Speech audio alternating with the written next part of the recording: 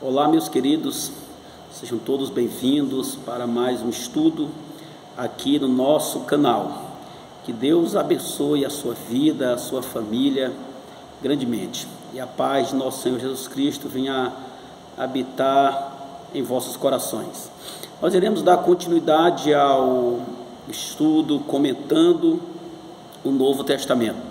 Nós estamos ainda no Sermão da Montanha, pregado por Jesus, e dando continuidade ao sermão de Jesus, explicando o seu sermão.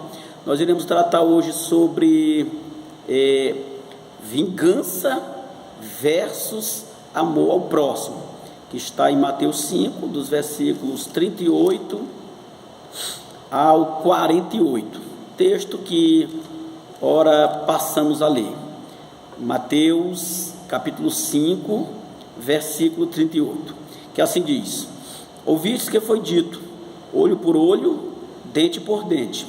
Eu, porém, vos digo, não resistais ao perverso, mas a qualquer que te ferir na face direita, volta-lhe também a outra. E ao que demandar contigo e tirar-te a túnica, deixa-lhe também a capa. Se alguém te obrigar a andar 1 milha, vai com ele 2. Dá a quem te pede, não voltes atrás ao que deseja que lhe emprestes. Ouvistes que foi dito, amarás o teu próximo e odiarás o teu inimigo. Eu, porém, vos digo, amai os vossos inimigos e orai pelos que vos perseguem, para que vos tornei filhos do vosso Pai Celeste, porque Ele faz nascer o seu sol sobre maus e bons, e vir chuva sobre justos e injustos. Porque se amardes os que vos amam, que recompensa tendes? Não fazem os publicanos também o mesmo? E se saudardes somente os vossos irmãos, que fazei demais? Não fazem os gentios também o mesmo? Portanto, sede vós perfeitos, como perfeito é o vosso Pai Celeste. Então, Jesus, nessa parte do sermão, ele vem tratar sobre a vingança, sobre o que foi ensinado aos antigos, aos judeus, referente à vingança e também do amor ao próximo. Ele diz: ouvistes que foi dito, olho por olho, dente por dente. Essas referências estão em Êxodo capítulo 21, verso 14, também está escrito em Deuteronômio, também Levítico. O objetivo dessa lei, uma lei civil, uma lei nacional ali para Israel, o objetivo dessa lei era frear a maldade. O homem, o que ele fizesse, o que ele plantasse, ele vinha a colher. E o fato de ser específico também, olho por olho, dente por dente, aí lá prossegue, queimadura por queimadura, ferimento por ferimento, dando a entender que tendo a justa retribuição, e não que a pessoa que foi ferida viesse ultrapassar ainda, sendo dominado pela ira, e fazer ainda algo a mais. Então, a medida aqui era para reprimir isso, reprimir a violência. Se nós analisarmos hoje um país que tem medida mais rígida com o iníquo, com uma pessoa perversa, com uma pessoa que faz mal ao seu semelhante, a pessoa evidentemente pensa 2 vezes, né, antes de fazer tal coisa. A título de exemplo, aqui no nosso país, o nosso país sendo comparado com os Estados Unidos, o exemplo, que lá a questão como eles julgam a pessoa que tira a vida de alguém que rouba, alguém que trafica e algo do tipo. Então a pessoa, vendo que lá a lei é mais rígida, a pessoa então pensa 2 vezes, é um meio de reprimir. Então a vontade do Senhor na antiga aliança em relação a isso era que viesse parar a maldade, para que o homem não viesse estar causando mal ao seu semelhante. Porém, Jesus, trazendo a essência da lei, ele vem dizer, porém eu vos digo, não resistais ao perverso, não resistais ao homem mau, mas a qualquer que te ferir na face direita, volta-lhe também a outra. Ou seja, Jesus aqui, ele nos está ensinando a não resolver a questão na briga, na contenda, a não sermos homens odiosos, a não pagar o mal com o mal, a não nos vingar nós mesmos, porque a vingança pertence ao Senhor. Ao servo do Senhor convém ele ser manso, não ser contendeiro, não ser intriguento. Ele prossegue ainda, né? Ao que demandar contigo e tirar-te a túnica, larga também a capa. Os judeus usavam túnica, usava a capa por cima, a vestimenta do judeu, e às vezes em algum litígio, em alguma contenda, alguém viesse a tomar a capa, Jesus diz, larga também a túnica, não fazendo contenda por coisas mínimas, fazendo briga por essas questões. Jesus está ensinando nesse respeito, né? Ele prossegue ainda, se alguém te obrigar a andar 1 milha, vai com ele 2. Isso aqui também era algo que ocorria naqueles tempos. Por exemplo, os soldados romanos, eles em abuso de autoridade, às vezes estava passando, aí via um judeu andando, e ele naquele abuso de autoridade obrigava ele a caminhar com o soldado 1 milha, a caminhar com ele, né? Geralmente esse romano estava a cavalo e o judeu a pé, então ele obrigava, anda, né? Vamos aqui comigo, segue 1 milha. Jesus disse, vai com ele 2, tipo para não dizer que ali o judeu cirou com aquilo e está atrás de contenda em relação a isso. Ele prossegue, dá a quem te pede, e não voltes as costas àquele que pedir que lhe emprestes, né? Jesus também ensina sobre isso, sobre a questão da generosidade, da bondade para com o seu semelhante, certo? Então, o amor ao próximo, que vai dos versículos 43 ao 48, ele vai dizer, mas ouviste que foi dito, amarás o teu próximo e odiarás o teu inimigo. Na lei de Deus, no Antigo Testamento, não está escrito essa parte B, odiarás o teu inimigo. O texto referente a esse aqui está em Levítico 19:18, que diz, não te vingarás dos filhos do teu povo, mas amarás o teu próximo como a ti mesmo. Agora, só que tinha a chamada tradição dos antigos, a tradição dos anciãos, dos religiosos, que acrescentava muitas e muitas coisas ao seu bel prazer.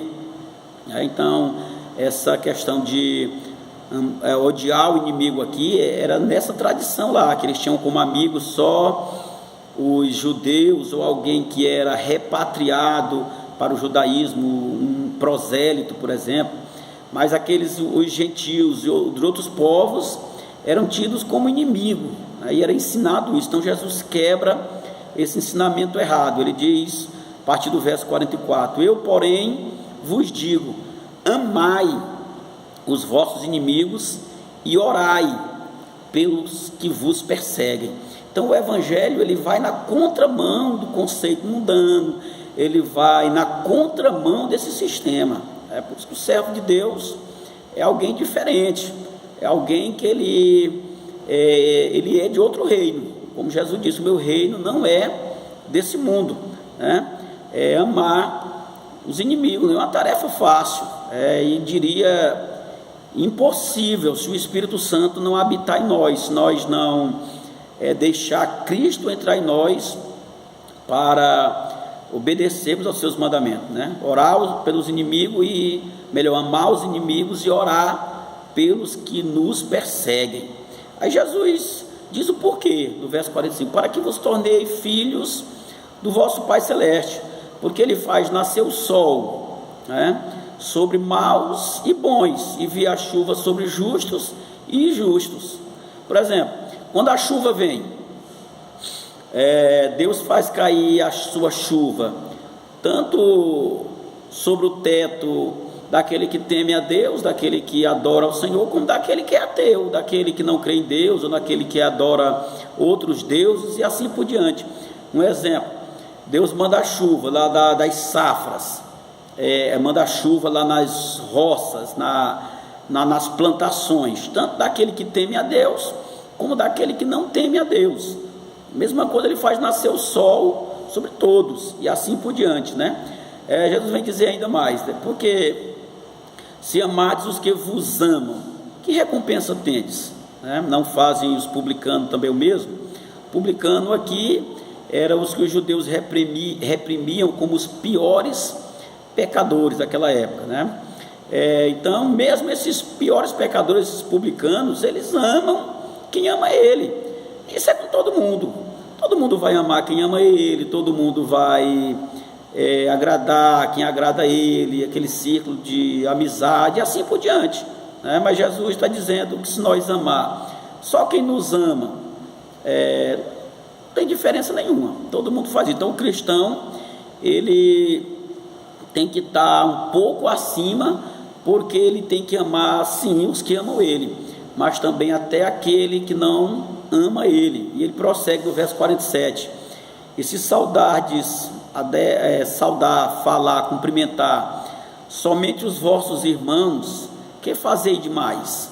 Não fazem também os gentios também o mesmo? Os gentios, no caso aqui, os que não eram judeus, fazendo uma referência aos pagãos, né? Então os pagãos também, eles saúdam os seus irmãos, os amigos, e assim por diante. Então o cristão, ele tem que cumprimentar, saudar não somente os seus irmãos em Cristo, os irmãos biológicos, mas todos os demais outros, né? Saudar, inclusive cumprimentar alguém, dar bom dia no ambiente de trabalho, falar com uma pessoa mesmo, mesmo uma pessoa que você não conhece, passar, dar um cumprimento, falar bom dia, isso não tira pedaço, e pelo contrário, isso é uma demonstração de comportamento, um senso de humanidade, e assim por diante. Então Jesus ensina sobre isso.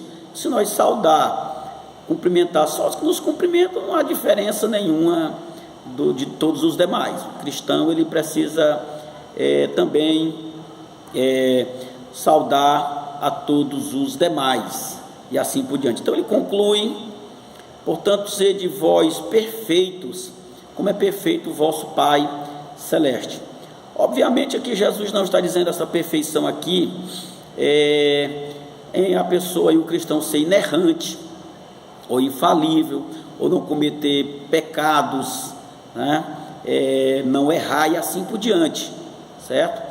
Jesus está dizendo aqui que o cristão, ele tem que ser perfeito em amor, amar todos. Ele não pode nutrir ódio no seu coração, ele tem que ser perfeito em pensamentos, ele não pode ter pensamentos maus no seu coração, perfeito em sua conduta, ele não pode ser um hipócrita, servir a Deus de capa, servir a Deus de forma fingida. Não, ele tem que ser perfeito em suas intenções, na sua conduta, tem que ser uma pessoa coerente, uma pessoa verdadeira, uma pessoa em quem não há falsidade. Então, o ensino de Jesus é isso, é para que sejamos perfeitos em amor, né? Em caridade, em misericórdia para com o nosso próximo. Muitos forçam uma interpretação desse versículo, que Jesus quis dizer que sede maduros, mas não é o que o texto está dizendo. O texto diz: sede perfeitos, como perfeito é o vosso Pai. Se Jesus dissesse sede maduro, como maduro é o vosso Pai, então maturidade é algo que a pessoa alcança. Fulano de tal hoje está maduro, então significa que em algum tempo ele foi imaturo. Então isso não pode se aplicar a Deus, porque Deus em nenhum momento foi imaturo, né? Então o que Jesus quis dizer foi isso mesmo: ser perfeito no nosso trato para com o nosso semelhante, no nosso amor, misericórdia e compaixão para com o nosso próximo. Então, meu querido, ficamos por aqui. Espero que esse estudo tenha agregado na sua vida, tenha lhe abençoado, tá certo? Então, compartilhe se você entende que o estudo foi benéfico, foi produtivo. Compartilhe com mais alguém. Se você não é inscrito no canal ainda, inscreva-se, para que estejamos divulgando mais ainda a palavra do Senhor. E também pergunto, como é de hábito em todas as finalizações do estudo, se você ainda não tomou a sua decisão ao lado de Cristo, faça isso.